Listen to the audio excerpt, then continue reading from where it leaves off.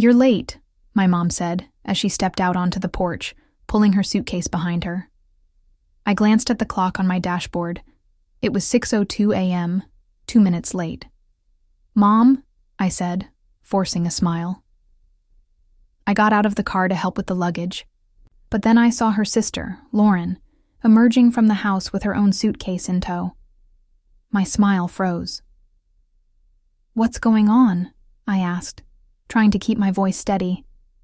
My mom turned to me, her expression far too cheerful for the situation. "Oh, Violet, we decided Lauren should come instead of you. She's been so stressed lately, and she really needs this trip."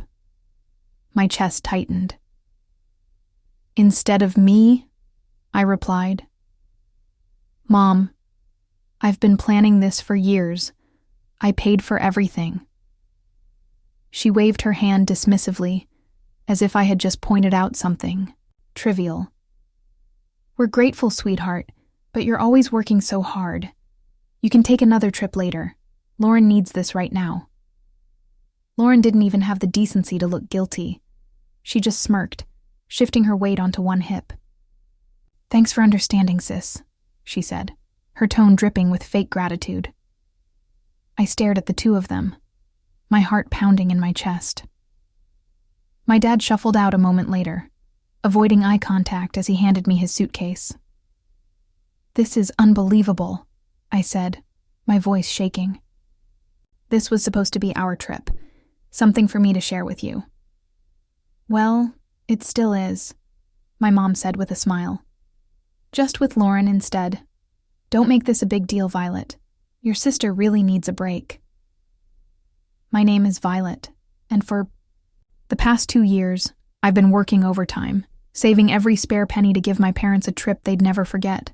Flights, luxury hotels, guided tours. I planned every detail down to the last dinner reservation. But as I stood there in my parents' driveway watching my sister get into the backseat of my car, I realized something I'd been avoiding for years. It didn't matter how much effort I put in. In their eyes, Lauren would always come first. I clenched, my jaw, biting back the sharp retort sitting on the tip of my tongue.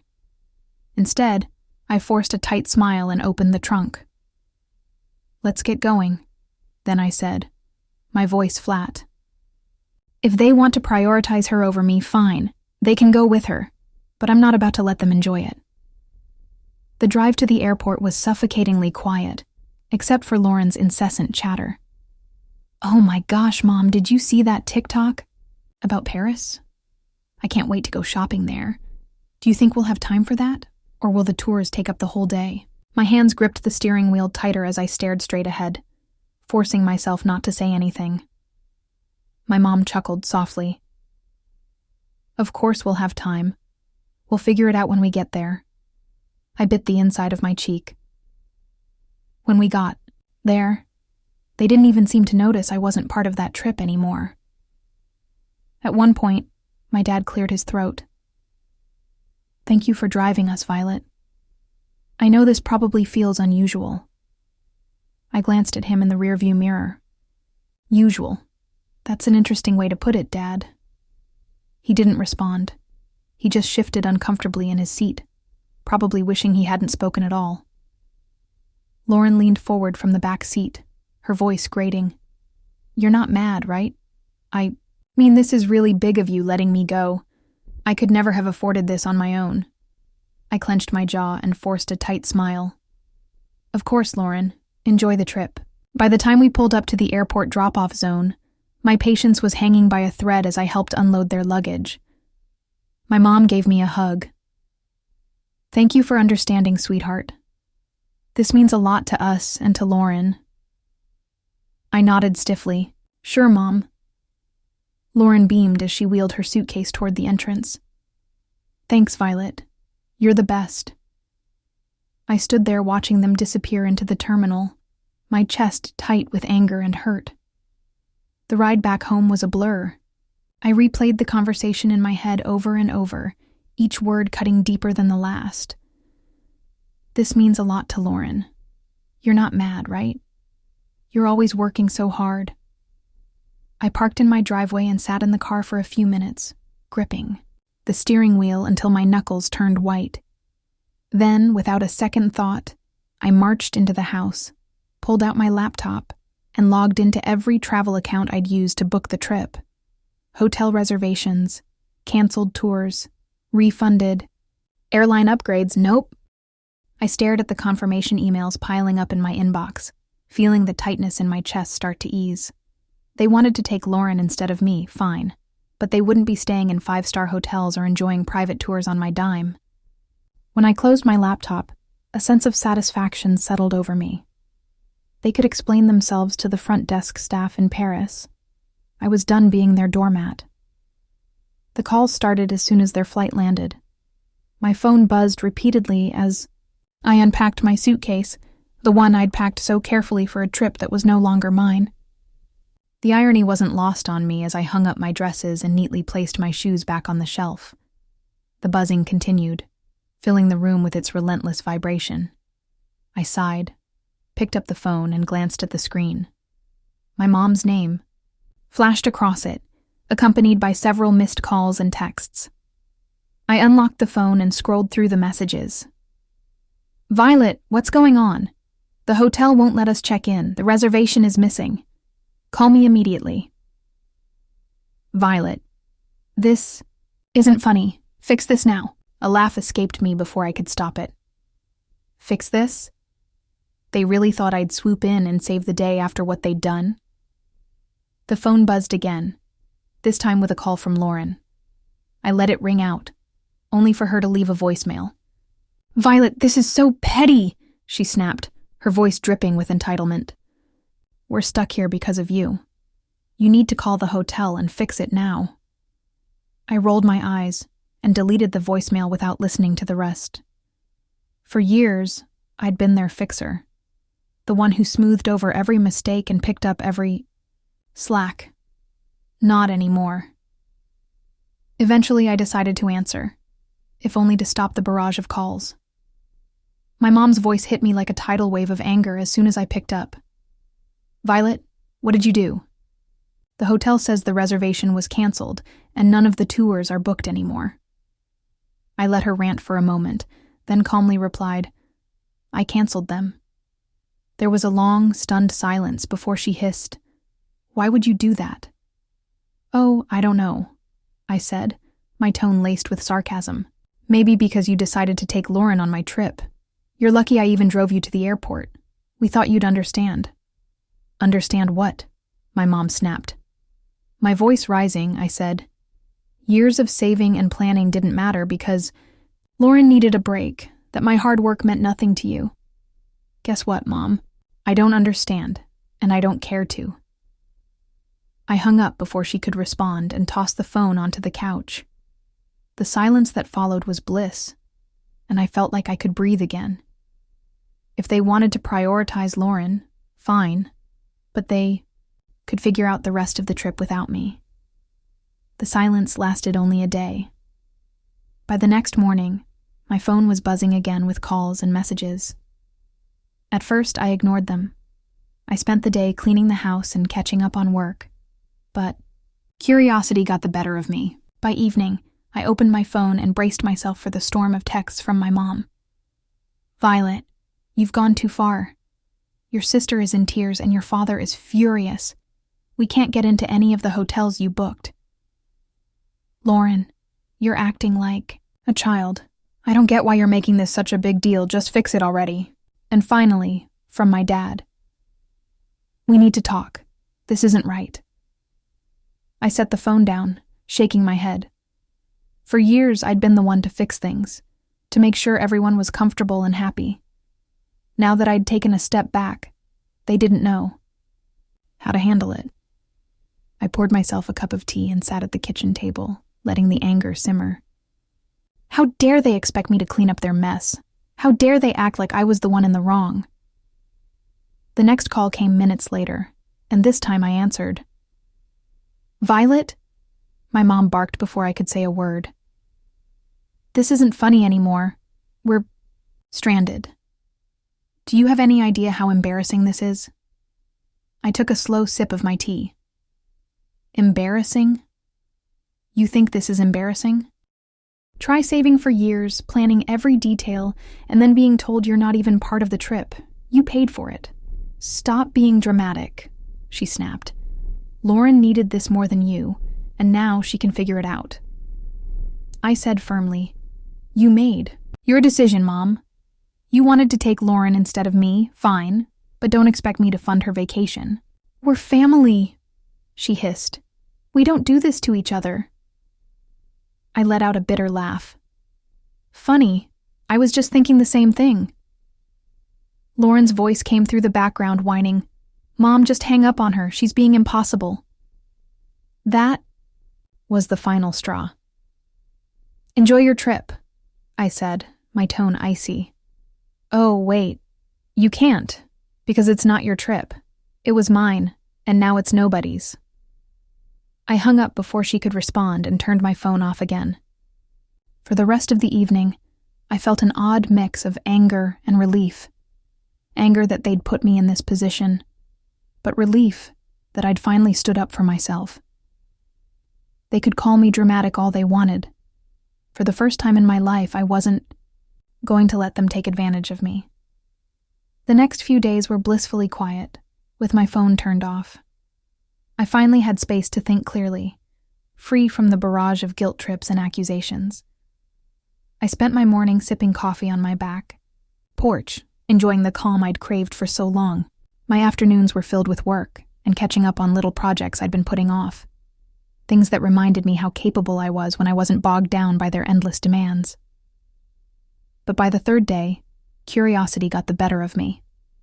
I turned my phone back on to find over a dozen voicemails waiting.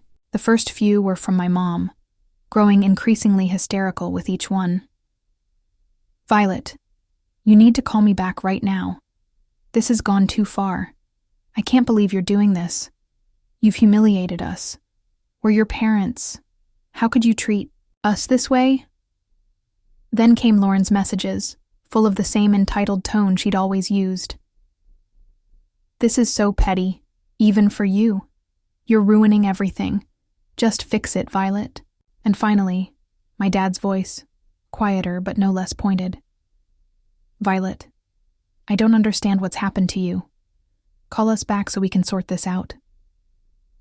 I hesitated before listening to the final voicemail. A long one from my mom. Her voice quieter, tinged with frustration and exhaustion. Violet, she began, we're back at the airport now. The trip is ruined, and I hope you're happy with yourself. Your sister is devastated, and your father and I are, well, disappointed doesn't even begin to cover it. Call us when you're ready to talk. I deleted the voicemails without replying. I wasn't ready to talk, and honestly, I didn't know if I ever would be. This wasn't a one-time mistake. It was the culmination of years of them putting Lauren first and expecting me to accept it with a smile. As the hours passed, I found myself reflecting on all the times I'd been overlooked or dismissed. Every holiday where Lauren's whims dictated the plans. Every family gathering where my accomplishments were treated as afterthoughts. This trip had been the breaking point, but the cracks had been forming for years. That evening, Grace stopped by unannounced, carrying 2 cups of coffee and an unmistakable look of curiosity. I heard about what happened, she said, setting the coffee on the table. Your mom called me yesterday. Of course she did. Mom has always been good at recruiting allies when she wants to guilt you into compliance. I asked, taking a sip. And what did she say? Grace shrugged, a sly smile creeping across her face. I told her you were probably busy and would get back to her when you were ready. I laughed, shaking my head. You're the best. No, you're the best, she said, her tone suddenly serious. Because you finally stood up for yourself. I know how hard that is, Violet. Don't let them drag you back down. Her words stuck with me long after she left. Grace was right. I had spent too long bending over backward to please people who never seemed to care about my efforts. It was time to break that cycle once and for all. By the time the weekend rolled around, I felt a strange sense of clarity. The anger was still there, simmering under the surface, but it was joined by something I hadn't felt in years. Freedom. Freedom from their endless expectations. Freedom from being the family's fixer. Freedom to finally live on my own terms.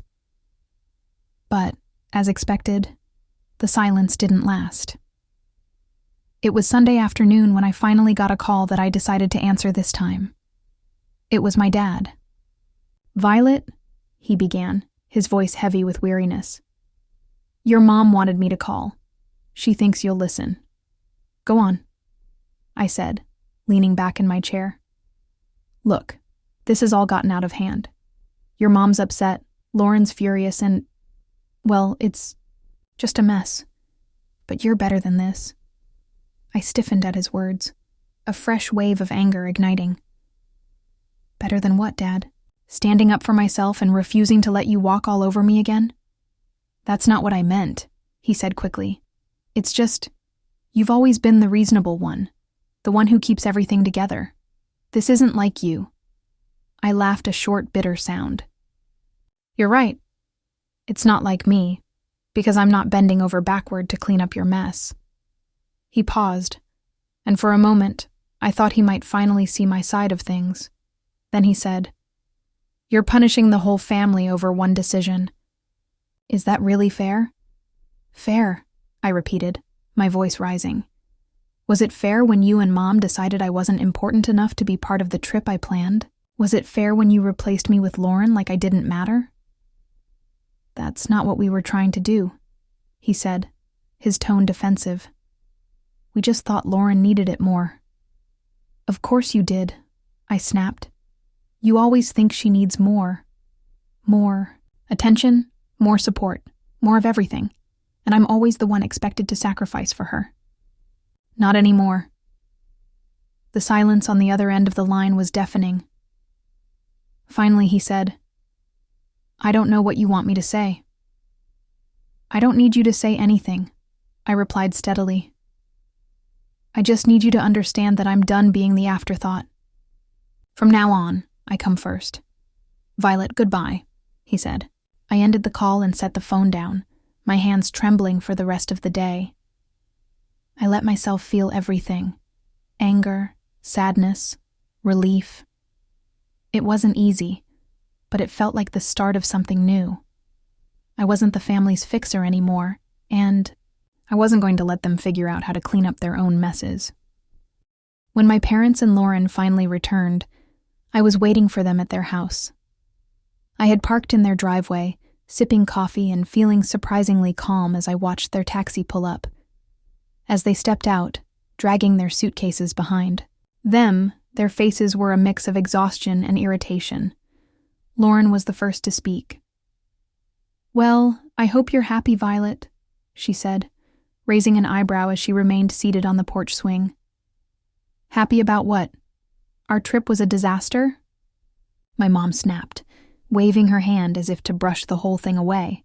"We spent the entire week staying in dingy hotels and eating terrible food because we couldn't afford anything decent. And don't get me started on the tours," Lauren chimed in, crossing her arms. "Oh, wait, there weren't any. Do you know how embarrassing it was to show up and be told there was no reservation?" I took another sip of coffee, letting their complaints wash over me. "Sounds rough," I said finally, my voice calm. "But you wanted to take Lauren. Remember, I'm sure you all had some great bonding time." "That's not the point," my mom shot back, her voice rising. "You knew we couldn't afford all the things you'd planned. You set us up to fail." I stood up, setting my mug down on the small table next to me. "No, Mom, I didn't set you up for anything. I planned a trip for the three of us, something special I'd been saving for years. You're the ones who decided to cut me out at the last second." My dad finally spoke up, his tone quieter, but no less accusatory. "You didn't have to cancel everything, Violet. That was extreme." "Was it?" I asked, folding my arms. "Why should I have paid for a trip I wasn't even invited to? If Lauren needed it so badly, you should have planned it yourselves. You're lucky that I didn't cancel the return flight." Lauren rolled her eyes. You're so dramatic, Violet, and you're so entitled. I shot back, my patience finally snapping. Do you have any idea how much work and sacrifice went into planning that trip? Or do you just assume things magically appear for you because someone else takes care of it?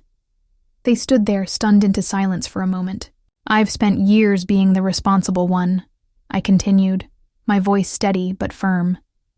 The one who fixes things, plans things, makes sure everything runs smoothly, and you've spent just as long taking it all for granted. That's not fair. My mom started to speak, but I held up a hand to stop her. No, Mom. What's not fair is how you treated me. You chose Lauren over me like always, so I chose to stop being your doormat.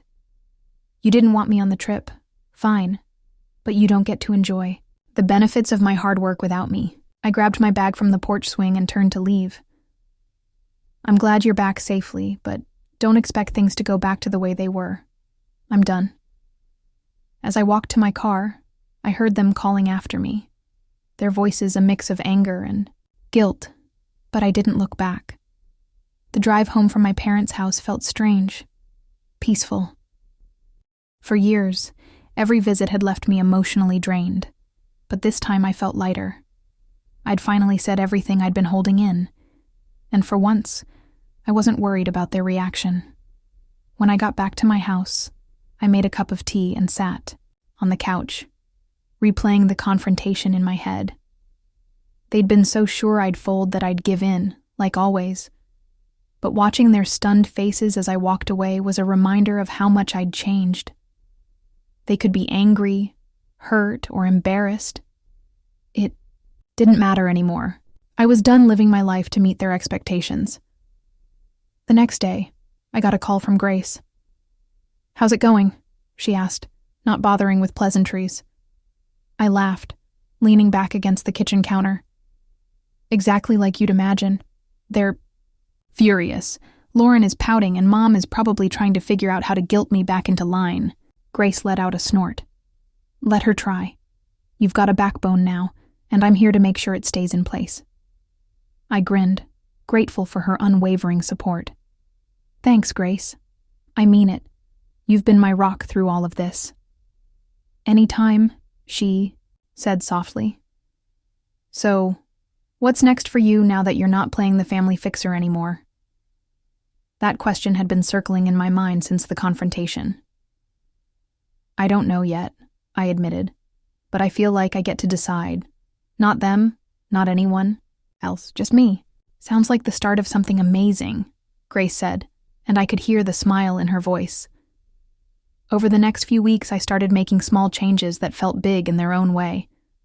I redecorated my living room, swapping out the hand-me-down furniture from my parents for pieces that felt uniquely mine. I spent weekends exploring local cafes and parks, things I'd always meant to do but never made time for, and I started journaling, writing down my thoughts and dreams without filtering them through the lens of what anyone else might think. Each small step felt like reclaiming a part of myself I hadn't realized I'd lost. One evening, I sat down with my laptop and opened the spreadsheet I'd used to plan the trip. The canceled reservations stared back at me, and I didn't feel a pang of regret. Instead, I felt a surge of determination. Money had been meant for a once-in-a-lifetime experience, and I wasn't going to let it go to waste.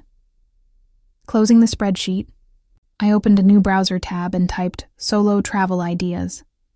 A few weeks after my parents' return, I booked a solo trip to Italy.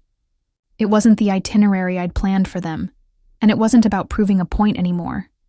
This was for me, a chance to celebrate my independence and finally put myself first. The moment I landed in Rome, I felt a surge of excitement and nervousness. I'd never traveled alone before, but as I stepped out of the airport and into the bustling city, I knew I'd made the right decision. I spent my days wandering cobblestone streets, marveling at ancient ruins, and indulging in meals at charming little cafes. There was no schedule, no one else to consider, just me, and the freedom to do exactly what I wanted. One afternoon, while sitting on the Spanish steps with a gelato in hand, I pulled out the journal I'd brought with me. For years, I had written about what I wanted to achieve, but those dreams were always wrapped up in making someone else happy. Now, as I wrote, the focus shifted. Learn a new language, start a small business, travel to at least 5 more countries. The list grew, each goal a reflection of the life I wanted to create, not the one I had been expected to live. On my last night in Florence, I had dinner at a small family-run restaurant overlooking the Arno River. As I watched the sunset paint the sky in hues of orange and pink, I felt a deep sense of peace.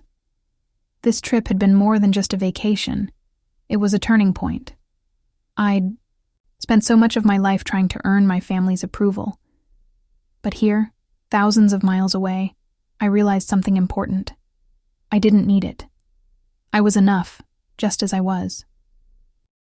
When I returned home, my parents tried to reach out again, this time with softer tones and carefully worded messages. "Hope you had a nice trip." One text from my mom read, "Maybe we can all talk soon." I stared at the message for a moment before setting my phone down.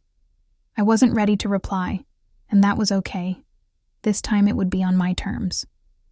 As I unpacked my suitcase and placed souvenirs on my shelves, I felt a sense of pride. A week after returning from my trip, I received a call from my mom. I answered. "Hi, Violet," she began, her tone unusually soft. "How was your trip?" "It was amazing," I replied, keeping my voice neutral. "That's good to hear," she said, pausing as if searching for the right words. "We've been thinking a lot about what happened. Maybe we handled things poorly." The admission surprised me, but I wasn't ready to let her off the hook just yet. "Poorly? You replaced me on a trip I planned and paid for without even asking. Poorly is an understatement." "I know," she said quietly. "Your dad and we didn't realize how much it would hurt you." "And Lauren?" I asked. "Does she feel bad too? Or is she still blaming me for ruining her vacation?" "She's upset," my mom admitted. "But I think she knows she could have handled things better." I sighed, leaning against the counter. "Mom, this wasn't just about the trip. It's about years of putting Lauren first and expecting me to pick up the slack. I'm not doing it anymore." "I understand," she said after a moment. "We're going to try to do better. We don't want to lose you." Her words tugged at something deep inside me, but I'd learned enough not to let guilt dictate my choices. "I'm glad to hear that," I said. "But it's going to take more than words to fix this.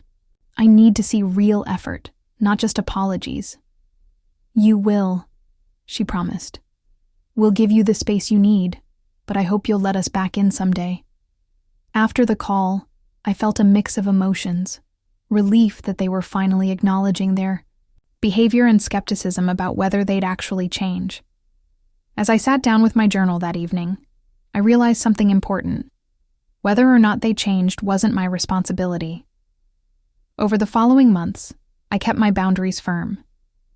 I responded to their calls and texts when I felt like it, but I didn't go out of my way to fix things or smooth over conflicts. Instead, I focused on building the life I wanted. I signed up for a photography class, something I'd always dreamed of doing, but never had the time or energy for. I joined a local hiking group and even started planning my next solo trip. Each step I took felt like reclaiming another part of myself. One day, as I sat on my porch watching the sunset, I realized how far I'd come. I wasn't the person who bent over backward for people who didn't appreciate me. I was someone who valued herself, who set boundaries, and who wasn't afraid to stand up for what she deserved. I felt truly free. I began to see a future that was mine to shape, a life filled with simple joys, new friends, and adventures that I chose for myself. With every morning that I woke up to a quiet cup of tea and a clear mind, I felt more certain that I was on the right path. In this new life, I started to reconnect with the parts of me I had lost. I spent weekends taking long walks in the nearby park, where the soft rustling of leaves and the cool air reminded me that nature had a way of healing even the deepest wounds. I learned to enjoy my own company, finding solace in quiet moments spent reading, writing, or simply sitting in silence. I even joined a local book club, where I met people who shared my love for simple stories and honest conversations. Each new connection added a small spark of joy to my days. I also began to volunteer at a community center, where I offered help with budgeting and financial planning. Helping others gave me a sense of purpose and reinforced my belief that I was strong enough to stand on my own. I saw in their eyes the same hope that I felt when I finally decided to put myself first. This work, though modest, reminded me that even small acts of kindness can make a big difference. As time went on, the memories of my past, the constant struggle to please a family that never truly appreciated me, began to fade into the background. I started to write a journal full of small victories and lessons learned. I wrote about the importance of self-worth, about the beauty of setting boundaries, and about the freedom that comes from saying no when necessary. My words were simple but true, and each entry was a step toward a happier, more fulfilled life. Every day, I learned a little more about who I was and what I deserved. I learned that my worth was not defined by my family's neglect or by the sacrifices I had made for them. I was enough, just as I was, and I had the power to create a life that made me happy. And so, with each passing day, I moved further away from the shadow of my past and closer to a future filled with light, hope, and true freedom.